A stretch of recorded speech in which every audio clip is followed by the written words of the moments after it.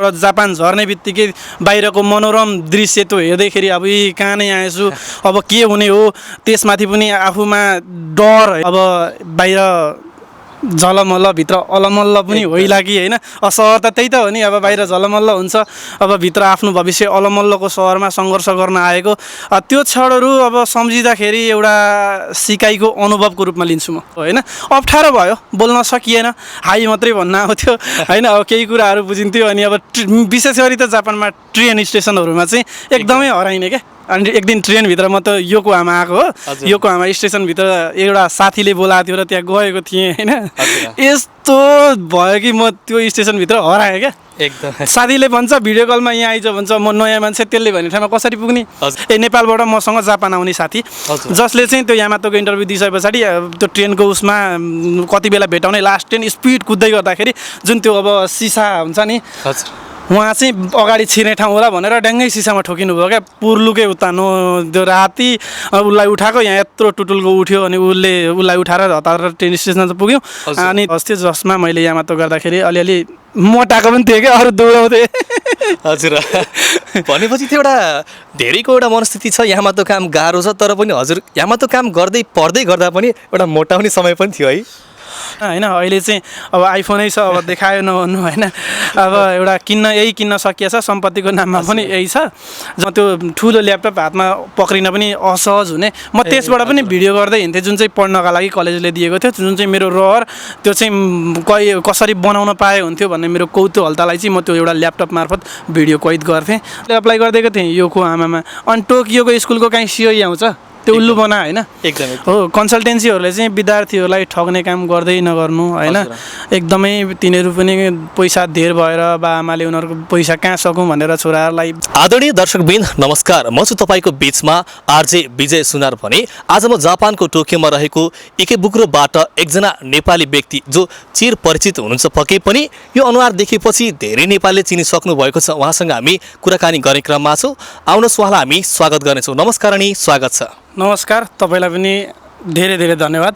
तपाईँलाई फुल दिएर मैले धन्यवाद दिएँ है त। धन्यवाद छ यहाँलाई पनि। पक्कै पनि यो अनुहार देखेपछि धेरैजनाले चिनिसक्नु भएको छ ऊ व्यक्ति को हो र उहाँले अहिले के गर्दै हुनुहुन्छ जापानमा भन्ने कुरा पनि धेरैजनाले देखिसक्नु भएको छ, थाहा पाइसक्नु भएको छ भने पक्कै पनि सुरुवाती क्षणमा फेरि पनि परिचयबाट सुरुवात गर्न चाहन्छु। सबैमा नमस्कार, मेरो नाम चाहिँ सुमन बानिया हो। अहिले चाहिँ म जापान आएको लगभग 4 वर्ष जति भयो।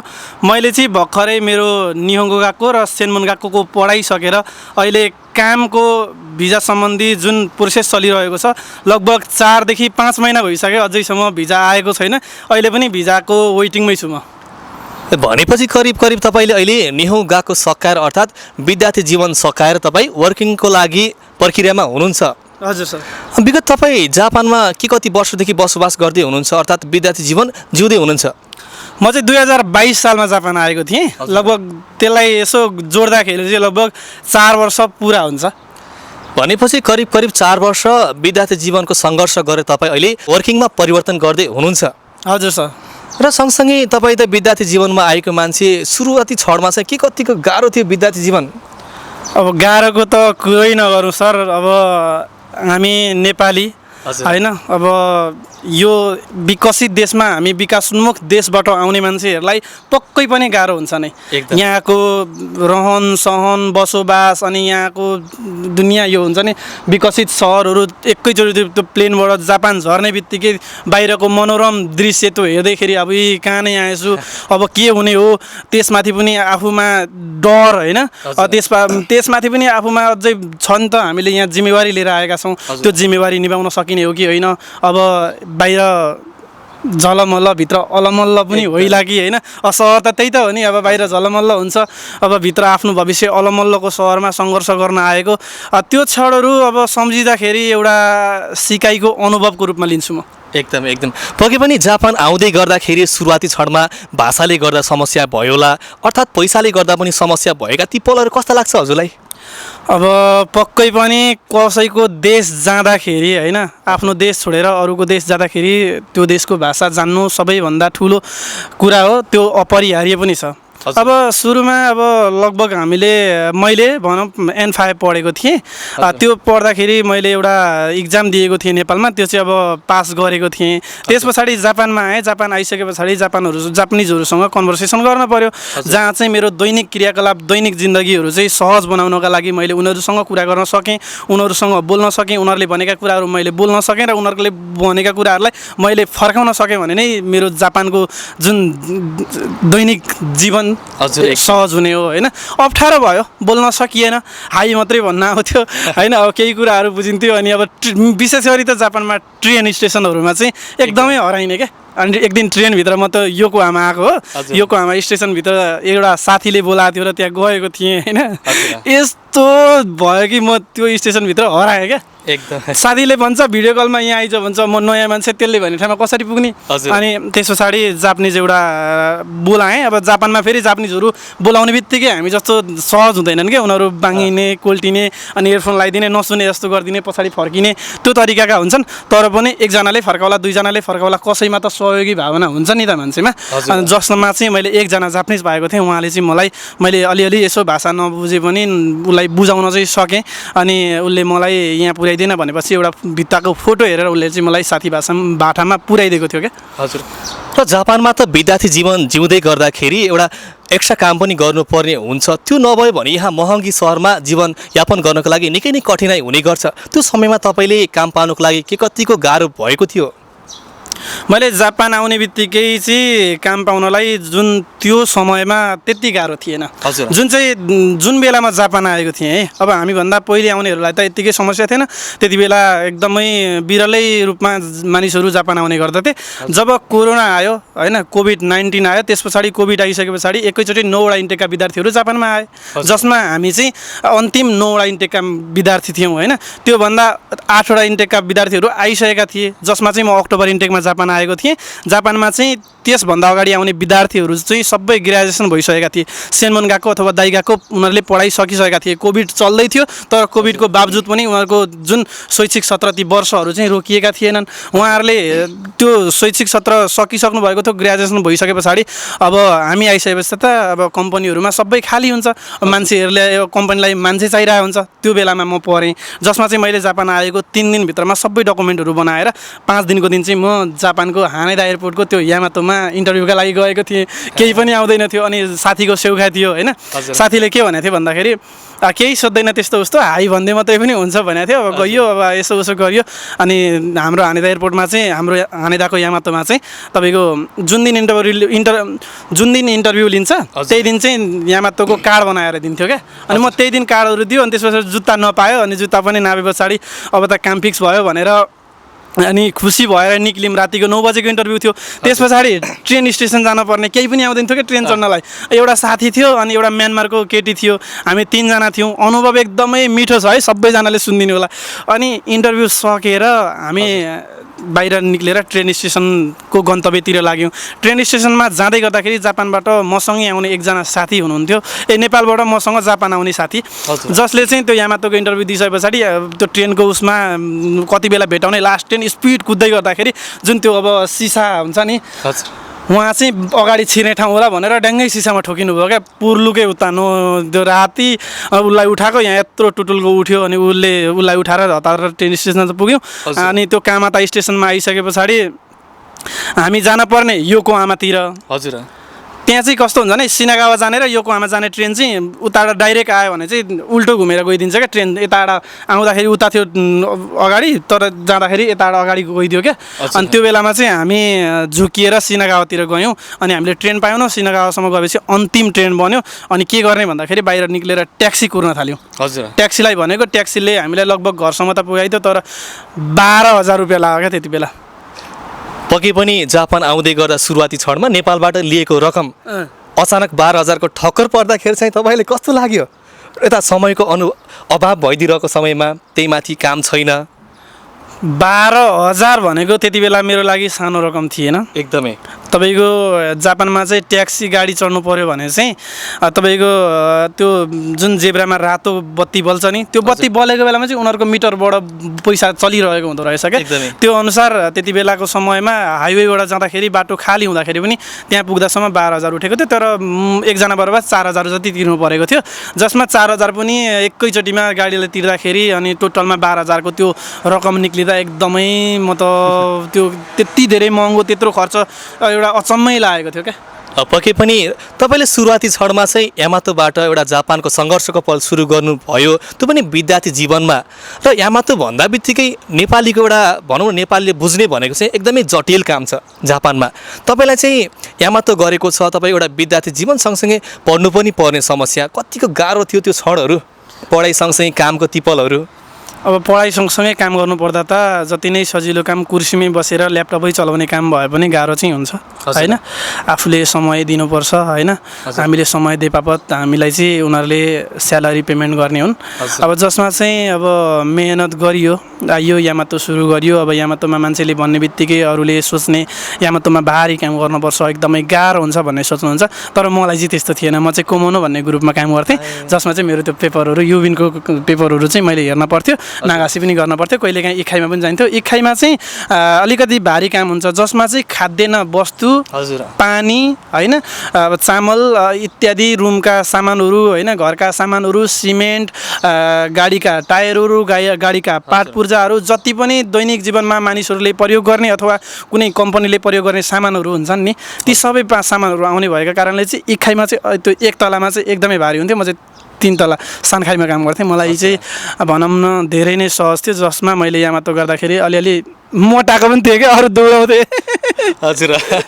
भनेपछि त्यो एउटा धेरैको एउटा मनस्थिति छ यामातो काम गाह्रो छ तर पनि हजुर यामातो काम गर्दै पढ्दै गर्दा पनि एउटा मोटाउने समय पनि थियो है एकदमै मान्छेलाई कस्तो भने मान्छे चाहिँ खुसी हुनुपर्छ क्या चाहे जेसुकै काम गरोस् र काम सबैलाई रेस्पेक्ट पनि गर्नुपर्छ होइन जे काम भए पनि गर्नुपर्छ होइन म चाहिँ कामलाई सम्मान गर्ने मान्छे मैले भन्न खोजेको इखाइमा गर्नेलाई चाहिँ त्यस्तो उस्तो भन्न खोजेँ होइन थोरै काममा केही असहजता त होला तर गर्न भन्ने छोड्नुहुन्न होइन अब किनकि त्यो कसैले पारिदिएको पनि होइन त्यो आफ्नो अब लकी ड्र जस्तो इन्टरभ्यू दिए पछाडि अब नयाँ दिन जुन दिन पहिलो दिन हुन्छ कामको त्यो दिन जाँदाखेरि आफ्नो ग्रुप कहाँ पर्छ भन्ने थाहै हुँदैन जसमा म चाहिँ त्यो ग्रुपमा सजिलो परेको थिएँ र मैले चाहिँ 2022 को अन्तिमबाट छिरेको त्यो कम्पनीमा मैले लगभग अहिले 2026 को भनौँ न मार्चतिर चाहिँ काम छोडेको थिएँ क्या भनेपछि करिब करिब तपाईँले एउटा यामातोमा पनि विद्यार्थी जीवन सँगसँगै 4 वर्षको यात्रा सँगसँगै ल्याउनु भयो अहिलेसम्म मैले त्यो कामभन्दा अरू कामै चेन्ज गरिनँ र जापानमा त एउटा कामले गर्दाखेरि विद्यार्थी जीवनमा हरेक कुराहरू तिर्नु पर्ने यहाँ महँगी सहरमा चाहिँ एउटा गाह्रो हुन्छ भन्ने पनि सुन्दै आइरहेका छौँ र सँगसँगै धेरै नेपाली मात्र नभई धेरै विदेशी विद्यार्थीहरू दुईवटा काम गरेको हुनाले चाहिँ भनौँ न यहाँ चाहिँ इमिग्रेसनले थाहा पाए अनुसार उहाँलाई नेपाल फर्काइएको अर्थात् आफ्नै देशमा फर्काइएको हामी त्यो क्षणहरू पनि देख्दै आइरहेका छौँ समाचार देख्दै आइरहेका छौँ त्यो विषयमा चाहिँ तपाईँलाई कतिको सहज भयो एउटै काम गर्नुभयो के कस्तो भयो तपाईँलाई यस्तो हुन्छ अब जापानमा धेरै मानिसहरूको हामी भिडियो पनि हेरिरहन्छ आफू पनि बनाइरहन्छ र कतिपय साथीभाइहरू भिडियो नबनाए पनि अब दैनिक जीवन आफूहरूले चलाइरहेका हुन्छन् जसमा चाहिँ कतिपय साथीभाइहरूको अब सुन्नमा आउँछ अब के कसरी जिन्दगी चलाउँछन् कुन कुन काम गर्छन् त्यो कुराहरू सबैको प्राइभेट हुन्छ ती कुराहरू अब बाहिर देखाउने त होइन तर पनि मेरो भोगाई मैले चाहिँ जापान आएको लगभग 1 वर्षभित्रमा एउटै मात्रै काम यामातो गरेर घरको ऋण चाहिँ तिर्न सफल भएको थिएँ र जापानमा जोसुकै आउनुहुन्छ लगभग एउटा काम यामातोको पाउनु भयो भने आउने बित्तिकै काम पाइयो भने सहज हुन्छ किनकि गएको फी हालेर आइया हुन्छ त्यस पछाडि होस्टेलको फी हालिया हुन्छ 6 महिनासम्म त यहाँ भात खाने भन्दा खर्च केही नै लाग्दैन खाने दाल भात मासु होइन अब डुल्नलाई त्यति बेला कसैलाई चिनेको पनि हुँदैन डुल्न जानलाई खर्च पनि जोगाउँ भन्ने पनि हुन्छ अब त्यो समयमा जियोस् भनौँ न मैले चाहिँ अर्को काम गरिनँ एउटै काम गरेर गरेको थिएँ र विशेष गरी यो समयमा चाहिँ अब जुन हातमा आउने पैसाको काम हुन्छ त्यो कामहरू गर्दा चाहिँ अलिकति विशेष ध्यान दिनुपर्छ किनकि धेरै मान्छेहरू चाहिँ डबल काम गरे होइन अनि ओभर काम भयो जुन विद्यार्थी जीवनमा चाहिँ 28 घन्टाभन्दा बढी काम गरियो भने चाहिँ त्यो चाहिँ इलिगल हुन्छ होइन जसमा चाहिँ त्यो कुरामा चाहिँ एकदमै सतर्क भएर सोचेर किनकि विद्यार्थी जीवनमा हामी यहाँ पढ्न आएका छौँ, पढिसके पछाडिको भविष्य चाहिँ राम्रो हुने हो क्या। हजुर हामी चाहिँ पढ्न आएका हौँ क्या, केही सिक्न आएका हौँ, जुन कुरा चाहिँ हामीले यहाँ सिन्मुनमा सिक्छौँ अथवा युनिभर्सिटीमा सिक्छौँ होइन। हो त्यो स्कुलहरूमा पढेको कुराहरू चाहिँ पछि हामीले कम्पनीमा पढे अनुसारको नाइयो मिलाएर काम गर्ने हो। त्यही भएर 4 वर्षको अन्तरालमा चाहिँ यो बढी पैसा कमाउनेतिर लागियो भने 4 वर्ष पछाडि चाहिँ नेपाल जानुभन्दा विकल्प रहँदैन। त्यसैले जापानमा हुने सबै विद्यार्थी साथीभाइहरू पछि आउनुहोस्, अझै आउन बाँकी हुनुभएको पनि आउनुहोस्, आएर दुःख गर्दै गर्नुभएको पनि दुःख गर्नुहोस्, तर सरकारले जुन जापानको नियमअनुसारका कामहरू छन् ती काम बाहेक अरू इलिगल कामहरू नगर्नुहोस्। र 20 वर्षभन्दा तलको हुनुहुन्छ भने रक्सी चुरोटहरू खान एकदमै वञ्चित छ। त्यो कुराहरू चाहिँ निषेध गरिएको हुनाले ती कुराहरू प्रयोग गर्दै नगर्नुहोस्। र गाडीको लाइसेन्स तपाईँसँग छैन भने लाइसेन्स बिना अरूको गाडी कुदाउने प्रयास पनि नगर्नुहोस्। पक्कै पनि जापानमा नियमहरू धेरै नै कडा छ। कुनै कानुन विपरीत गइएछ भने चाहे विद्यार्थी होस् चाहे वर्किङ होस् त्यो फर्किहाल्नुपर्छ। तपाईँ त सँगसँगै एउटा जापान आइसके पश्चात भनौँ या जापान अगाडि हुन्थ्यो त मलाई थाहा भएन, सँगसँगै एउटा सामाजिक सञ्जालमा एउटा परिचित व्यक्ति पनि हुनुहुन्छ, अर्थात् ब्लगर अर्थात् कन्टेन्ट क्रिएटर पनि हुनुहुन्छ। तपाईँलाई त्यो इच्छा चाहिँ जापान आउनु अगाडि नै थियो अर्थात् या जापान आइसके पश्चात के कसरी भयो? यसको बारेमा मेरो मिठो कहानी छ। हजुर कस्तो भने म सामाजिक सञ्जालमा मेरो अनुहारहरू देखाउनलाई धेरै रुचि राख्ने म। हजुर मैले नेपालमै हाम्रो एउटा लोकल स्टार भन्ने एउटा युट्युब च्यानल थियो। हजुर जुन चाहिँ सरोज छेत्री भन्ने हाम्रो दाइले चलाउनुहुन्थ्यो। त्यो दाइले सिरियलहरू बनाउने प्रयास गर्नुहुन्थ्यो होइन। चल्नु नचल्नु आफ्नो ठाउँमा छ, तर प्रयास गर्नु नै हार नमान्नु हो नि त।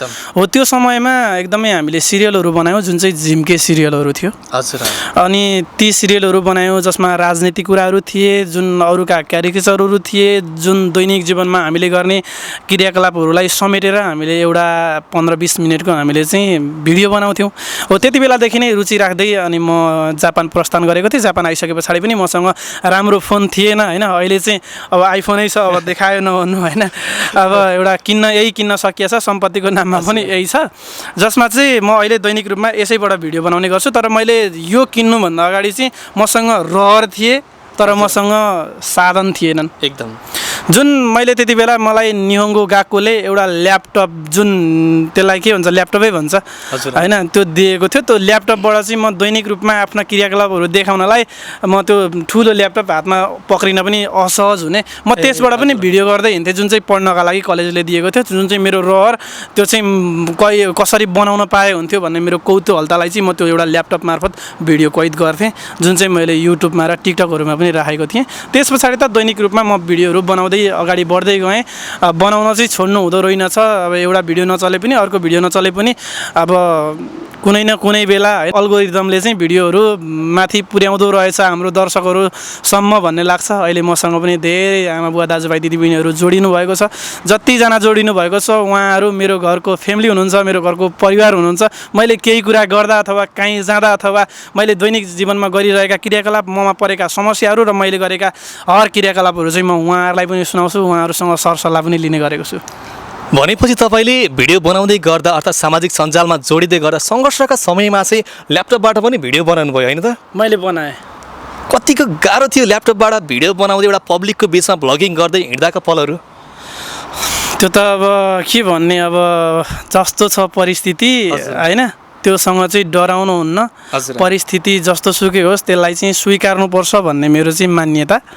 अरूले के भन्छ भन्ने होइन क्या, मैले चाहिँ के गर्छु भन्ने हो। मैले मेहनत गर्ने हो, फलको आश नगर्ने हो क्या। हजुर एकदम। मैले गरेँ, रुचि थियो, त्यसलाई नै लगातार दिएँ। मेरो लगाव नै त्यही भएको कारणले आज मैले गर्न त केही सकेको छैन, तर पनि अहिले पनि म त्यो कुरामा चाहिँ गर्न पर्दो रहेछ है, बनाउनु पर्दो रहेछ है, बोल्नु पर्दो रहेछ है भनेर बोल्नै नसक्नेहरूको आवाज पनि म बोल्छु। र मैले जानेका मान्छेहरूलाई होइन, कोही अप्ठ्यारोमा परेका मान्छेहरूलाई मैले जानेको मेरो क्षमताले भ्याउने जतिको, मेरो दिमागले भ्याए जतिको सरसहयोग म फिल्डमा खटिएर पनि गर्न सक्छु। कसैलाई म सामाजिक सञ्जाल मार्फत पनि गर्न सक्छु, कसैलाई भिडियो कल गरेर होइन, यस्तो गर्नु हुँदैन उस्तो गर्नु हुँदैन सबै सम्झाउने कामहरू चाहिँ गर्छु। अब मै भगवान् चाहिँ होइन। पक्कै पनि। र तपाईँ त एउटा सामाजिक सञ्जालमा एउटा परिचित व्यक्ति, धेरै व्यक्तिहरूलाई जापानमा आउँदै गरेका नयाँ विद्यार्थीहरूलाई पनि एउटा ज्ञान दिँदै गर्नुहुन्छ, जो हजुरले 4 वर्षमा करिब भोगेका ज्ञानहरू दिनुहुन्छ। सँगसँगै तपाईँले 4 वर्षको यात्रा गर्दै गर्दाखेरि नयाँ आउने नेपाली विद्यार्थीहरूले कतिको समस्यामा परेको देख्नुहुन्छ? जस्तै काम नपाउने समस्यादेखि लिएर मानसिक तनावमा पनि धेरै परेका विद्यार्थी हुन्छ। के कारणले गर्दा चाहिँ काम नपाउने हुन्छ जापानमा? विशेष गरी कसरी समस्यामा पर्छ नेपालीहरू? सबैभन्दा ठुलो समस्या चाहिँ जापानमा नयाँ विद्यार्थीहरू आइसके पछाडि भाषाको अभाव हुनु। भन्नाले भाषै नपाएर काम नपाउनु भन्ने चाहिँ होइन है। भाषा नभए पनि काम चाहिँ पाइन्छ, तर भाषा जान्दाखेरि राम्रो हो भन्ने कुरा मैले योभन्दा अगाडि पनि भनिसकेको छु। भाषा सबैभन्दा ठुलो कुरा हो र जापानमा आफ्ना साथीभाइहरू भए सेउखाहरू पनि चल्छ होइन। र अब कामै नपाउने समस्या भनेको चाहिँ अत्याधिक मात्रामा विदेशी विद्यार्थीहरू चाहिँ जापान भित्रिनु हो क्या, जहाँ चाहिँ कम्पनीहरूमा मान्छे खाली नै छैनन्, कम्पनीमा एकदमै प्याक छन्, मान्छे चाहिएन कम्पनीले राख्ने हो। र यदि चाहिएको ठाउँ कहाँ हो भन्ने पनि थाहा नहुनु, त्यहाँसम्म लोकेसन हेरेर पुग्न नसक्नु होइन, ती कुराहरू पनि मेन समस्याका रूपमा चाहिँ मैले देखेको छु है अहिलेका विद्यार्थीहरू साथीभाइहरूमा। पक्कै पनि अहिले जापानमा भाषाको समस्याले गर्दा धेरै नेपाली विद्यार्थीहरू काम नपाउने समस्या पनि भइरहेको छ। सँगसँगै जापान आउँदै गर्दाखेरि नेपालबाट कन्सल्टेन्सीले सामान्य भाषा पढाउँछ, जिएलपिटी पनि अर्थात् यानपाई पनि जसोतसो पास गराएर पठाइदिन्छ।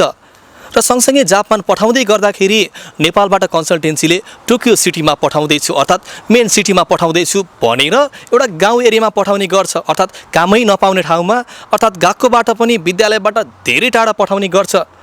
त्यो विषयलाई तपाईँले कस्तो नजरले हेर्नुभएको छ? अर्थात् कन्सल्टेन्सीका सञ्चालक र आउँदै गरेका विद्यार्थीहरूलाई कस्तो सुझाव सल्लाह दिन चाहनुहुन्छ? सबैभन्दा पहिला त अब विद्यार्थीहरू जापान आउनु पर्दाखेरि +2 सक्ने बित्तिकै एउटा कुनै एजेन्सी होइन अथवा कुनै कन्सल्टेन्सी मेन पावरहरूमा चाहिँ आबद्ध हुनुपर्छ। तर विद्यार्थीहरू चाहिँ अहिले मेन पावर यताउता नभएर कन्सल्टेन्सीहरूबाटै आउनुपर्ने चाहिँ प्रावधानहरू नियमहरू छन्, जसमा चाहिँ सुरुमा भाषाहरू सिकाउँछ पढाउँछ होइन। त्यस पछाडि अब डकुमेन्टहरू बनाएर विद्यार्थी कहाँ जान चाहन्छ, धेरै विद्यार्थीहरू चाहिँ आफूले रोजेको ठाउँ अथवा कतिपय विद्यार्थीहरूले रोजेको ठाउँ हालिदिएको छु, तर जुन सिओई जापानले दिन्छ नि, सिओई दिइसके पछाडि चाहिँ मैले योकोहामाको कलेज भनेको थिएँ, अप्लाई गरिदिएको थिएँ, तर टोकियो परेछ भनेर विद्यार्थीहरूलाई उल्लु बनाउन पनि खोज्नुहुन्छ क्या। किनभने नेपालले जुन कन्सल्टेन्सीले जुन स्कुलमा डकुमेन्टहरू बुझाएको छ त्यो कन्सल्टेन्सीले चाहिँ जापानको इमिग्रेसनमा लगेर उनीहरूको सिओईको प्रोसेसहरू गर्ने हो। जहाँ कि तपाईँले मैले अप्लाई गरिदिएको थिएँ, म मानिलिउँ कन्सल्टेन्सी मैले अप्लाई गरिदिएको थिएँ योकोहामामा, अनि टोकियोको स्कुलको काहीँ सिओई आउँछ? त्यो उल्लु बना होइन हो। कन्सल्टेन्सीहरूले चाहिँ विद्यार्थीहरूलाई ठग्ने काम गर्दै नगर्नु होइन। एकदमै तिनीहरू पनि पैसा धेर भएर बाआमाले उनीहरूको पैसा कहाँ सकौँ भनेर छोराहरूलाई विदेश पठाउन खोज्नु भएको होइन। कसैको भविष्यमाथि खेलबाड नगरिदिनु होला, जे छ सत्य त्यही बोलेर पठाउनु होला, चाहे तितो होस् चाहे मिठो होस्, स्वीकार्य होस् क्या। त्यही भन्न चाहन्छु। अब विशेष गरी अब धेरै त आइसक्नु भएको छ र अब कन्सल्टेन्सीहरूलाई त के भन्ने, उहाँहरूले हाम्रो कुरा सुन्नु पनि हुन्न होइन। उहाँहरूसँग प्रशस्त पैसा आउँछ, उहाँहरूलाई विद्यार्थीहरू पठाए बापत आउँछ, जापानको कलेजले दिन्छ कन्सल्टेन्सीहरूलाई होइन। विद्यार्थी नै मारमा पर्ने हो, त्यही भएर कन्सल्टेन्सी भन्दा पनि विद्यार्थी अलिकति होसियार हुनु जरुरी छ। र सँगसँगै जापान आउँदै गर्दाखेरि नेपालीहरू अर्थात् कोही पनि विदेशी विद्यार्थी आउँदै गर्दाखेरि महिनामा त करिब 2-2.5 लाख कमाइ हुन्छ भन्छ नि, तर यहाँ आइसकेपछि धेरै विद्यार्थीले काम नपाएर समस्या र पैसै भएन भनेर यहाँ पनि सरसापट गर्नुपर्ने, सँगसँगै नेपालबाट उल्टै पैसा मगाउनु पर्ने, यो समस्या हामीले देख्दै पनि आइरहेका छौँ र सुन्दै पनि आइरहेका छौँ। कि साँच्चीकै जापानमा त्यत्तिकै कमाइ भएको हुनाले त्यसरी पैसा मगाउनु पर्थ्यो होला त? तपाईँको विचारमा के लाग्छ यो? यस्तो हो नि त, पैसा के कारणमा मगाउनु पर्यो, किन आवश्यकता पर्यो भन्ने कुरा त बाआमाले छोराले मागेको भरमा पनि बाआमाले पनि त बुझ्नुहुन्छ नि त। र छोराले के कारणले मागेको छ, छोरो समस्यामा पर्यो कि खान पाएन कि छोरोले काम पाइरहेको छैन बा अथवा कलेज फी हाल्न त्यसले काम गर्दा गर्दै पनि पुगेन भन्ने। पैसा माग्ने चाहिँ धेरै जसो विशेष गरी नयाँ आउने भाइ बहिनीहरू जो चाहिँ काम पाएका छैनन्, तिनीहरूले 2-3 महिनासम्म काम नपाउँदाखेरि नेपालबाट ल्याएको जुन 50,000 1 लाख रकम हुन्छ त्यो त्योहरू सकिए पछाडि चाहिँ घरबाट मगाउने गर्नुहुन्छ।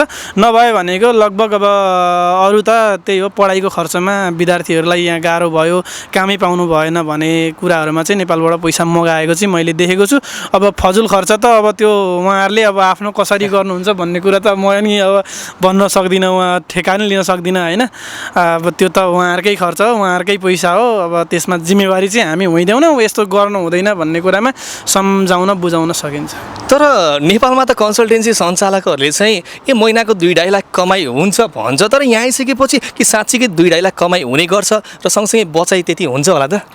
अब 2-2.5 लाख भनेको त अब जापानमा के भन्ने, जापानको पैसा अनुसार त त्यो धेरै होइन। यहाँको खर्च, यहाँको दैनिक जीवनमा लाग्ने इत्यावश्यक खर्चहरू हुन्छन् नि, त्यसको लागि त 2-2.5 लाख केही पनि होइन। तर पनि जापानमा मिनिमम एउटा कम्पनीमा विद्यार्थीले 28 घन्टा काम गरेर कमाउने भनेको लगभग धेरै, यदि यामातो अथवा बेन्तो गर्दाखेरि आउने भनेको लगभग 2 लाख चाहिँ आउँछ। हजुर, त्यो महिनामा कति दिन पर्यो भन्ने कुरामा पनि डिपेन्ड गर्छ।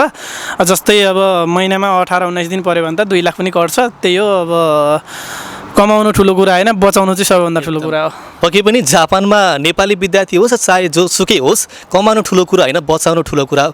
पक्कै पनि सबैले यो पालना गर्नुहुनेछ। र सँगसँगै अब नेपालबाट जापान आइसकेपछि धेरै समय काम नपाएर जब पैसाको आवश्यक पर्छ, धेरै नेपाली विद्यार्थी अर्थात् विदेशी विद्यार्थी एउटा गलत कदम चाल्ने पनि हुन्छ, एउटा विकृति पनि फैलिने क्रममा छ। काम नपाउने हुनाले हो, अर्थात् के कारण छ यसमा चाहिँ एउटा विकृति फैलिएको छ प्रपुरुषसँग लाग्ने। अब घरमा एउटा श्रीमान छ, बाहिर आइसकेपछि एउटा गलत कदम चाल्ने, यो चाहिँ हामीले मिडिया मार्फत ल्याउनु नपर्ने कुरा हो। तर पनि हामीले देखिरहेका छौँ विकृति लगभग जापानमा मात्र नभई नेपालमा पनि यो फैलिएको घटना पनि हो। तपाईँले यो कस्तो दृष्टिकोणले हेर्नु भएको छ? यो गलत कदमलाई चाहिँ कसरी सुझाव सल्लाह दिन चाहनुहुन्छ? जस्तो देश उस्तै भेष है। सबैभन्दा पहिले चाहिँ हामी नेपाली हौँ, जापान आइसकेका छौँ, चाहे छोरी मान्छे होस् चाहे छोरा मान्छे होस्। हामी आउने भनेको कोही कामको सिलसिलामा आउनुहुन्छ, कोही कुक भिजामा आउनुहुन्छ, धेरै जसो चाहिँ विद्यार्थी भिजामा आउनुहुन्छ। हाम्रो उमेर कुन हुन्छ त? हामी टिनेज उमेरमा हुन्छौँ, जुन हामी चाहिँ 18 वर्षभन्दा माथि लगभग 25 वर्षसम्मका विद्यार्थीहरू हुन्छौँ। सबैको त्यही त उमेर अब होइन।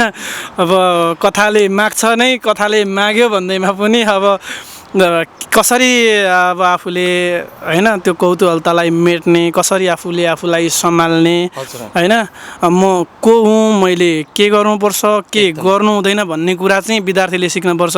कसैको अब यत्रो 18-19 वर्ष 20 वर्ष पुगेको मान्छे र आफ्नो देश छोडेर, आमा बुवाको काख छोडेर विदेश आइसकेको मान्छेको के अब न जुरो आउँछ न सिङ आउँछ होइन। अब त्यत्रो उमेरमा पनि बुद्धि आएन भने त अब भन्नु के छ र? बिग्रिनु छ भने अब मान्छेहरू नेपालमै पनि बिग्रिरहेछन्, विदेशमा पनि बिग्रिरहेछन्। त्यो भनेको व्यक्तिमा भर पर्छ क्या। कसैले कसैलाई दोष दिने समय नै छैन। मानौँ कतिपय मान्छेको अब बाहिर नल्याएका होलान्, छ नि, आवश्यकता हो नि। जसरी हामीलाई होइन दैनिक जीवनमा घाँस बाँस कपासको आवश्यकता पर्दछ, हामीले अब त्यसलाई पनि त्यसैको रूपमा लिन्छौँ। त्यो चाहिँ आफूले अब मिलाएर अब कसैलाई बाहिर नआउने गरी होइन, अब भनौँ न। ठिक छ, यो कुराहरू यस्तै हो। सबैजना चाहिँ अब आफूले सम्हालौँ, आफूलाई सम्हालौँ, राम्रो गरौँ, कर्तव्य नबिर्सौँ। आमा बुवाले यहाँ पठाएका कुराहरू किन पठाउनु भएको, मेरो भविष्य के हो, भोलि मैले के गर्नुपर्छ र मलाई यो भयो भने के हुन्छ भन्ने कुराहरू विचार गरौँ। र जापान आइसके पछाडि फेरि आएको 12-15 महिनामै नेपाल फर्किनु पऱ्यो भने के हुन्छ हालत होइन। फेरि नेपालमा हिजो अस्ति बाआमालाई पैसा मागे जस्तो सजिलो हुँदैन। तपाईँले यहीँ 2 लाख कमाएर जानुभएको छ, फेरि बाआमालाई 200 रुपियाँ माग्नलाई गाह्रो हुन्छ। पक्कै पनि हामी यस कुराकानीको लगभग अन्तिम क्षणमा पनि आएका छौँ र सँगसँगै हामी धेरै ज्ञान दिइसकेका छौँ।